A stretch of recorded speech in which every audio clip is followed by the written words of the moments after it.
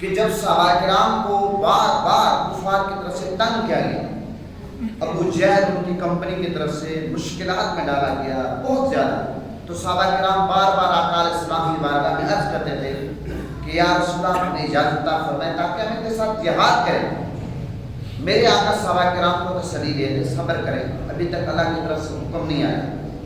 اور پھر جب صحابہ کرام نے بار بار اصرار کیا اور میرے آقا کے دل میں بھی خواہش پیدا ہوئی، ظاہر میرے آقا کو تکلیف پہنچتی تھی جب صحابہ کرام کو آقا علیہ السلام کو کفار تکلیف دیتے تھے اور دین پر حملہ آور ہوتے تھے، تو پھر کیا ہوا، اللہ کی طرف سے اجازت ہوئی اور پروانگی عطا ہوئی جن سے کافر لڑتے تھے اس بنا پر کہ ان پر ظلم ہوا، اور بے شک اللہ ان کی مدد کرنے پر ضرور قادر ہے، قرآن پاک کی آیت ہے۔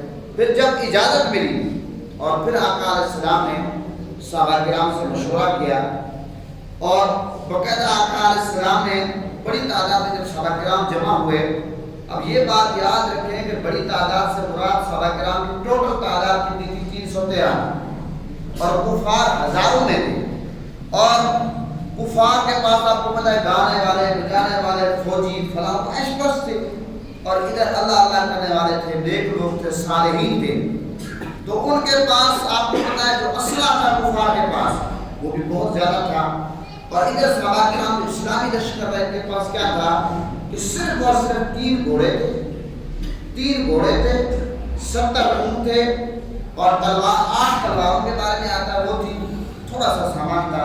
یہ صحابہ کرام دے کر حضور کے بارگاہ میں حاضر ہو گئے۔ اب جب غزوہ بدر کے لیے آقا علیہ السلام نے تیاری فرمائی، اس کے بعد یہ ہے کہ شیطان آپ کو پتہ ہے کہ کفار کو مشورے دے رہا تھا کہ ایسے کرو ایسے کرو، لیکن جب اس نے مدد کا سلسلہ دیکھا کہ صحابہ کرام اور میرے آقا حضور نبی کریم صلی اللہ علیہ وسلم پر اللہ کا کتنا کرم ہو رہا ہے اور غیب سے مدد آ رہی ہے، تو اس موقع پر شیطان جو بھاگنے لگا۔ اب مختصر بات یہ ہے کہ جب آقا علیہ السلام نے صحابہ کرام کی تربیت فرمائی، صحابہ کرام کا اجلاس بلایا، اس میں صحابہ کرام نے اپنا جوش و غلغلہ تھا وہ آقا علیہ السلام کے سامنے رکھا۔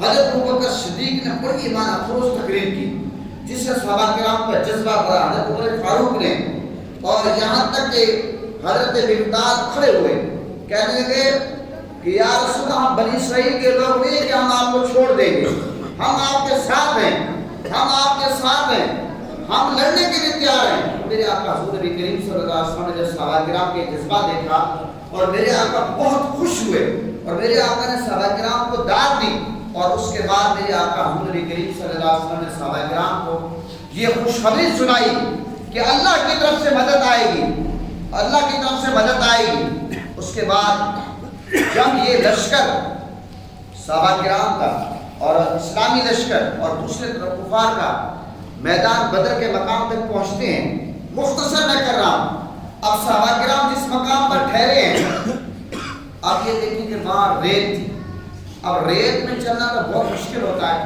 کفار کا لشکر جس طرف ٹھہرا ہوا ہے وہ جو زمین تھی وہ ذرا سخت تھی، اب سخت زمین پر چلنا آسان ہوتا ہے، دوڑنا آسان ہوتا ہے، جنگ میں آپ کو پتہ ہے چلنا پڑتا ہے، دوڑنا پڑتا ہے، صحابہ کرام اس میں بھی مشکل میں آئے، اور پانی کا بھی مسئلہ تھا۔ اب غیبی مدد کا سلسلہ شروع ہوا، وہ جو ریتیلی زمین تھی اللہ تعالیٰ نے اسی رات کو بارش برسا دی، اور وہ ریتیلی زمین جو وہ اتنی سخت ہوگی کہ سیمٹ ہو گئی، یہ غیبی مدد آ گئی۔ صحابہ کرام کے پاس پانی کی قلت تھی، اللہ تعالیٰ نے بارش برسا دی۔ غزوہ بدر میں پانی کا جو قلت کا وہ پریشانی تھی وہ بھی حل، وہ مسئلہ بھی حل ہو گیا۔ تو محترم حضرات اس کے بعد کیا ہوا، صحابہ کرام بڑے خوش ہو گئے کہ اللہ تعالیٰ کی مدد آنا شروع ہوئی ہے، اور پھر آقا علیہ السلام نے باقاعدہ صف بندی کی۔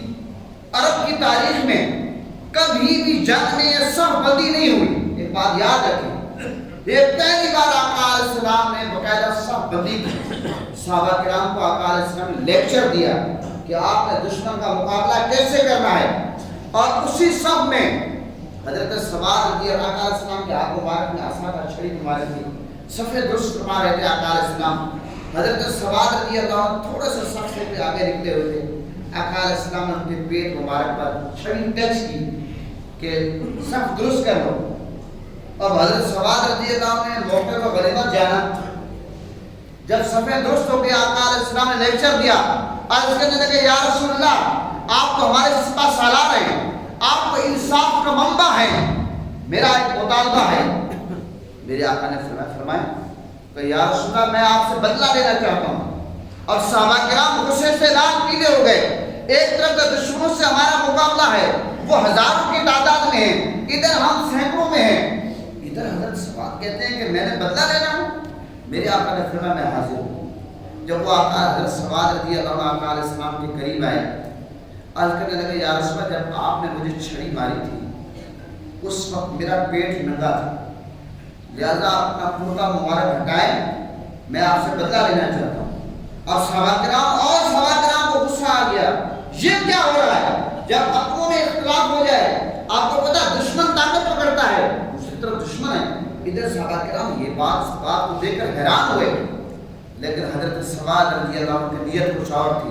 جب میرے آقا نے کرتا مبارک ہٹایا، حضرت سواد رضی اللہ عنہ دامن مصطفیٰ سے لپٹ گئے، میرے آقا کو چومنے لگے، عرض کرنے لگے یا رسول اللہ میری کیا جرأت ہے کہ میں آپ سے بدلہ لے سکوں؟ یا رسول اللہ میں جنگ میں آیا ہوں، کیا پتا میں اس جنگ میں شہید ہو جاؤں؟ بس میری آخری خواہش تھی یا رسول اللہ آپ کے سینے سے لپٹ جاؤں، آپ سے دامنگیر ہو جاؤں۔ یا رسول اللہ میں یہی چاہتا تھا۔ جب صحابہ کرام نے یہ معاملہ دیکھا، صحابہ کرام تو حضرت سواد رضی اللہ عنہ کی قسمت پر رشک کرنے لگے، یہ تو معاملہ ہی الٹ نکلا، ہم کیا سوچ رہے تھے، ہوا کیا، کاش کہ یہ سعادت ہمیں بھی نصیب ہوتی کہ حضور نبی پاک صلی اللہ علیہ وسلم کے دامن سے لپٹ جاتے، چومتے۔ محترم حضرات، المختصر بات یہ ہے، اس کے بعد جب صف بندی ہو گئی، میں نے جس طرح عرض کیا کہ عرب کی تاریخ میں پہلے صف بندی نہیں ہوتی تھی، بس جتھے کے جتھے حملہ آور ہو جاتے تھے۔ یہ آقا علیہ السلام نے ایک نیا کلچر متعارف کروایا کہ میرے آقا نے صحابہ کرام کی صف بندی کروائی۔ اور اس موقع پر آپ کو پتہ کیا ہوا کہ جب آقا علیہ السلام نے صف بندی فرمائی اور پورے صحابہ کرام کو ٹریننگ دی، بتایا کہ اب جنگ کا آغاز کیسے ہوگا، لڑنا کیسے ہے۔ المختصر بات اس جنگ میں ہمیشہ جتنی بھی جنگیں ہوئی کفار نے پہل کی، غزوہ بدر میں بھی کفار نے پہل کی۔ جب جنگ میں پہل کی، یہ عتبہ، یہ شیبہ اور ربیعہ، یہ سارے یہ میدان میں آئے، تو اس موقع پر آقا علیہ السلام نے کے حکم پر حضرت عبیدہ بن حارث، حضرت امیر حمزہ رضی اللہ عنہ اور اسلام کا مشہور پہلوان حضرت مولا علی مشکل کشا میدان میں آئے اور ان کو جتنے بھی کفار مقابلے میں تھے ان کو واسطے جہنم کیا، گاجر موری کی طرح ان کا کاٹا، ان کو جب کاٹ دیا تو اس کے بعد یہ ہوا کہ یہ سلسلہ آگے بڑھتا گیا، جنگ ہوتی رہی۔ اور میرے آقا حضور نبی کریم صلی اللہ علیہ وسلم کے لیے صحابہ کرام نے چھپر تیار کروایا۔ اب میرے آقا ساری رات عبادت کر رہے ہیں، میرے آقا سجدے میں ہیں، اور میرے آقا نے آپ کو پتا جو دعا فرمائی، میرے آقا کی دعا میں جو لاڈ ہے، جو پیار ہے، میرے آقا اللہ کے محبوب ہے۔ میرے آقا نے اللہ کی بارگاہ میں عرض کیا یا اللہ یہ جو مٹھی بھر مسلمان ہیں، اگر آج تو نے ان کی مدد نہ کی، اگر آج تو نے ان کی مدد نہ کی، تیرا نام لینے والا کوئی نہیں ہوگا۔ اب یہ دعا ہم تو نہیں کر سکتے، یہ تو میرے آقا لجپال ہے، اللہ کے محبوب ہے۔ اس انداز میں میرے آقا نے دعا فرمائی اور وہ دعا پھر قبول ہوئی۔ پھر آپ کو پتا ہے قرآن پاک کی آیت میں فرشتے آئے، 1000 3000 5000 فرشتے اس جنگ میں آ کر صحابہ کرام اور میرے آقا حضور نبی کریم صلی اللہ علیہ وسلم کی طرف سے صحابہ کرام سے یعنی کہ کفار سے لڑے ہیں، صحابہ کرام کے ساتھ مل کر فرشتے۔ اور شیطان نے جب یہ سارا معاملہ دیکھا کہ غیبی مدد آ رہی، جو پہلے کفار کو ابو جہل کی کمپنی کو مشورے دے رہا تھا، شیطان بھاگ گیا اور اس کے بعد یہ جنگ کا سلسلہ ہوا۔ پھر آپ یہ دیکھیں کہ میرے آقا حضور نبی کریم صلی اللہ علیہ وسلم نے اس طرح میرے آقا نے ایک مٹھی کنکر اٹھائے اور میرے آقا نے اس موقع پر پڑھا شاہد الوجود۔ میرے آقا نے یہ پڑھ کر کفار کے منہ میں مارا اور وہ میرے آقا میرے آقا کا کنکر پھینکنا تھا، اللہ نے فرمایا محبوبی آپ نے نہیں پھینکی، میں نے پھینکی، اور وہ کفار کے لیے ایٹم بم بن گیا۔ ایک مٹھی تھی لیکن ہوا کیا کہ سارے کے سارے کفار اپنے آنکھیں بھرنے لگے، سب کی آنکھوں میں چلے گئے۔ ایک مٹھی تھی، یہ میرے آقا کا معجزہ تھا اور یہ اللہ کی طرف سے غیبی مدد تھی۔ محترم حضرات، اس موقع پر آپ دیکھیں جو کفار کا سپہ سالار تھا، جو شیطان بدبخت، جو اس جنگ کی جڑ بنا، جس کی وجہ سے یہ جنگ ہوئی، ابو جہل کا کیسا عبرتناک انجام ہوا۔ حضرت عبدالرحمن فرماتے ہیں، عبدالرحمن بن عوف، کہ میں نے دو نوجوان بچوں کو دیکھا ہے، حضرت معاذ اور حضرت معاوض، وہ ان سے پوچھتے ہیں کہ ابو جہل کدھر ہے؟ میں نے کہا بچے آپ ابو جہل کو کیا کرو گے؟ انہوں نے کہا کہ ہم نے سنا ہے کہ وہ ہمارے نبی کو گالیاں دیتا ہے، آج ہمیں اس کا سر قلم کرنا ہے۔ حضرت عبدالرحمن بن عوف سمجھے بس یہ بچے ہیں، نوجوان ہیں، جذبات میں یہ باتیں کر رہے ہیں، لیکن جب حضرت عبدالرحمن بن عوف نے دیکھا کہ ابو جہل آ گیا، حضرت عبدالرحمن بن عوف نے فوراً حضرت معاذ اور حضرت معاوض کو بتایا کہ وہ ہے ابو جہل۔ تو حضرت معاذ حضرت معاوض نے فوراً ابو جہل پہ حملہ کیا، پہلے تو گھوڑے پہ حملہ کیا اور اس کو گرا دیا۔ جب گرا دیا، مختصر بات یہ ہے، اس کے بعد یہ دونوں شہزادے یہ سمجھے کہ ہم نے ابو جہل کو مار دیا۔ جب آقا علیہ السلام نے ایک صحابی کو بھیجا، حضرت عبداللہ بن مسعود کو، حضرت ابن مسعود کو بھیجا کہ ذرا جاؤ ابو جہل کی خبر لے کر آؤ۔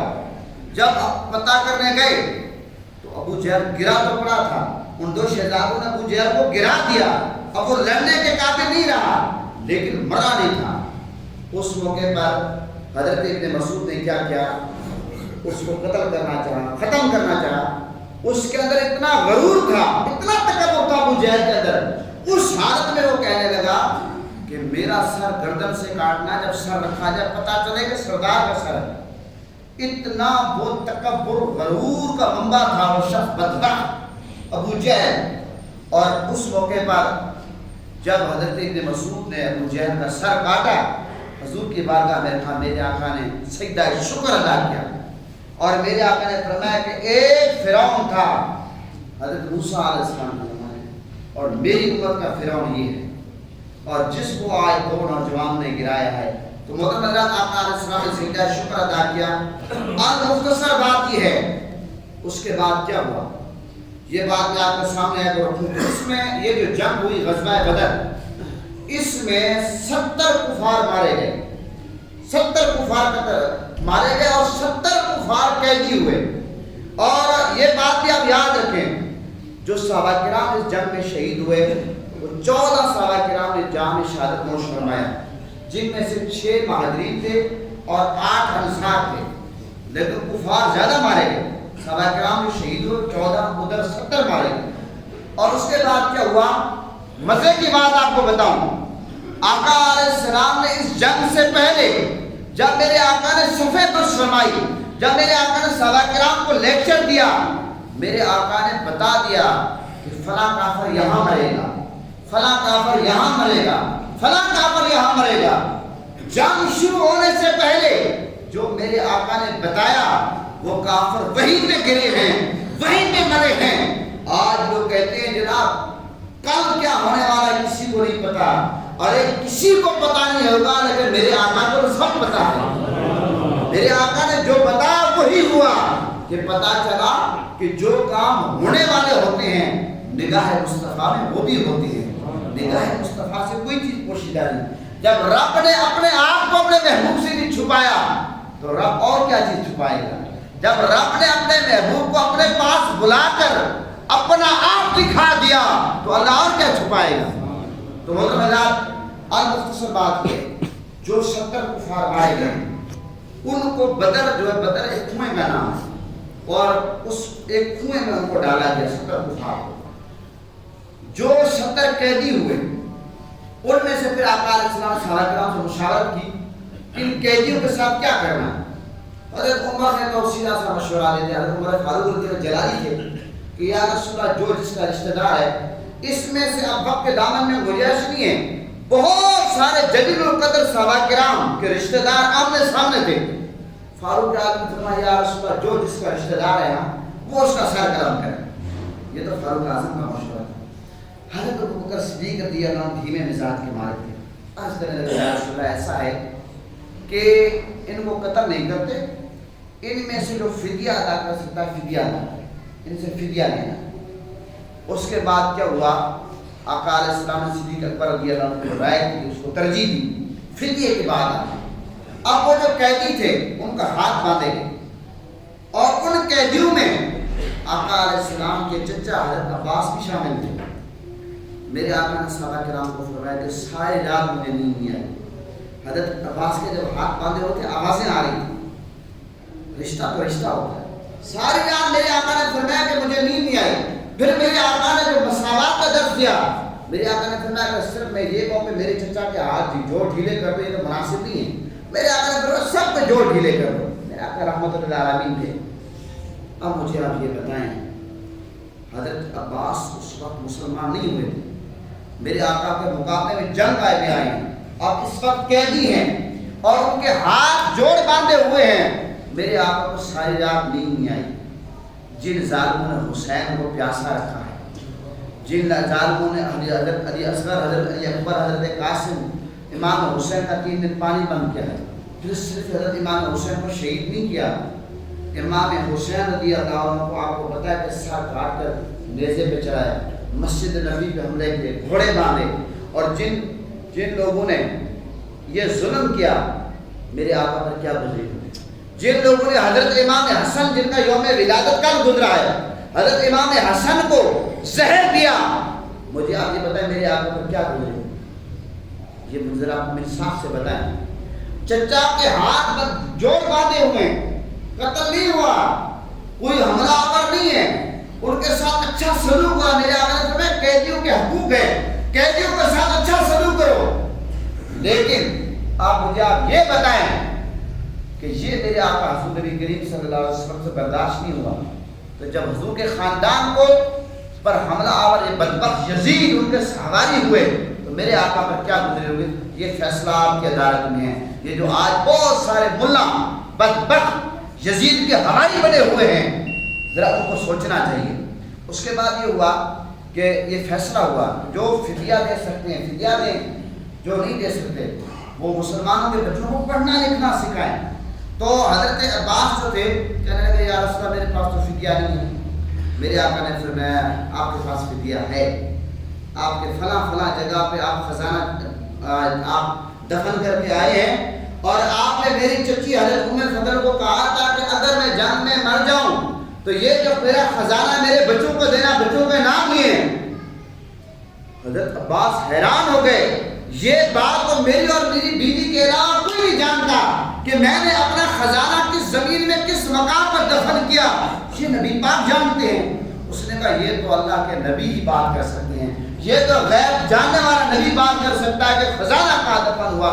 حضرت عباس نے اس وقت کلمہ پڑھ لیا، حضرت عباس مسلمان ہو گئے۔